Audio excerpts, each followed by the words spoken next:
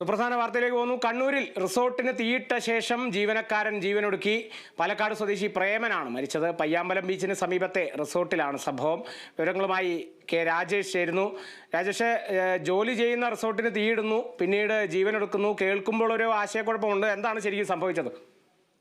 കാളിദാസ്, ഇന്ന് ഉച്ചയോടെയാണ് കണ്ണൂർ പയ്യാമ്പലത്തെ ബീച്ച് എൻക്ലേവിലുള്ള റിസോർട്ടിൽ സുരക്ഷാ ജീവനക്കാരനായ ഒരു പാലക്കാട് സ്വദേശി പ്രേമൻ ഈ റിസോർട്ടിന് തീയിട്ട ശേഷം ജീവനൊടുക്കുന്നത്.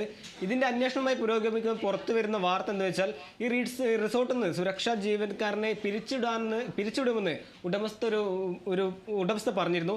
ഇതിന്റെ വൈരാഗ്യമായിരുന്നു ഒരു റിസോർട്ടിൽ തീയിടുകയും ഈ സുരക്ഷാ ഭാഗമായി രണ്ട് നായ്ക്കളുണ്ടായിരുന്നു. ഈ നായ്ക്കളെ റൂമിൽ പൂട്ടിയിട്ട് ഗ്യാസ് സിലിണ്ടർ തുറന്നു വിട്ടായിരുന്നു ഇങ്ങനൊരു ആക്രമണം നടത്തിയത്.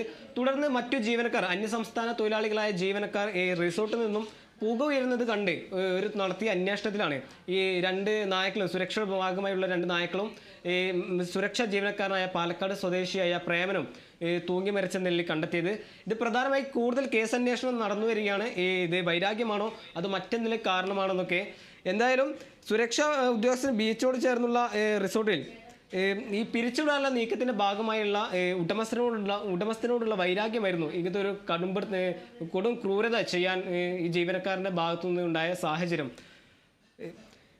ഇതിന്റെ തീയിട്ട ശേഷം ജീവനക്കാരൻ മരിച്ചതുമായി ബന്ധപ്പെട്ട് കൂടുതൽ അന്വേഷണം നടത്തി വരികയാണ്.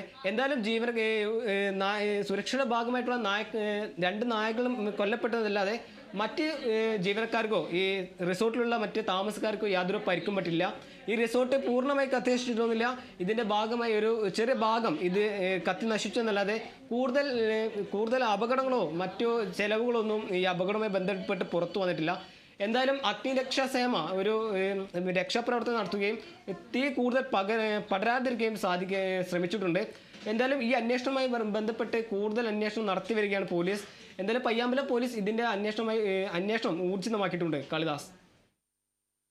ശരി, രാജേഷാണ് വിശദാംശങ്ങൾ നൽകിയത്.